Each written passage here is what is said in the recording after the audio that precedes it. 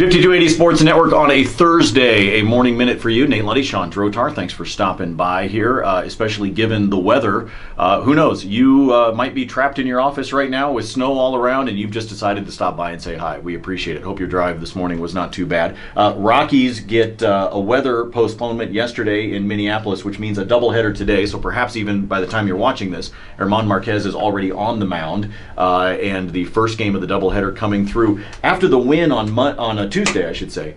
I really I think my expectation changed. I want to see him take 2 out of 3. Well, I think that's fair. I love to see the weather is odd, and as we start this, my chair is slowly deflating. So I appear to be shrinking on top of that, so, fantastic. Here, I'll join you. Hold on. But for the Rockies case, the bad weather, they should be able to get the games in it as far as we know. But, yeah, I think you do want to look at taking 2 or 3. The Rockies offense got a little bit of a spark. Charlie Blackmon in particular looked good. The Rockies can get 1 or 2 out of this game, and they really want to, because now you're talking about doubleheader and then travel, all on the same day. Doesn't exactly set you up well when you're moving on to Cincinnati. I know that's not a long trip, but it's against a good team, and that's a really taxing day. So the Rockies want to keep on building on what they've been doing offensively. If they can get a spark on the road, they'll be in good shape. They still want to get a little bit more to the pitching. Right. Look, if German Marquez doesn't get it done, he's a rookie. It's Tyler Chatwood tonight I'm concerned about. Yeah, when we talk about these matchups, I lowered my chair for you. Yeah, I noticed.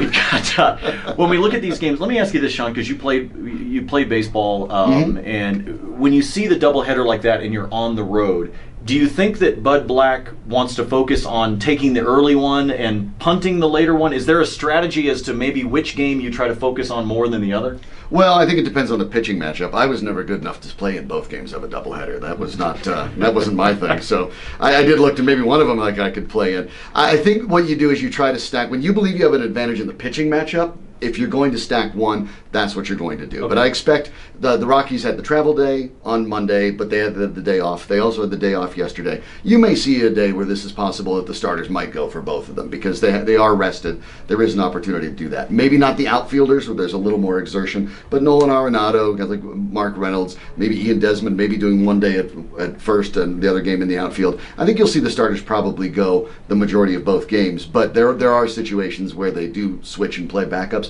Most of the time that's determined by the pitching matchup. If you think you have the starting pitching advantage, then you push forward by bringing all your starters into that game and try to take the one where you think you already have an edge. Let's hope that one of the two happens.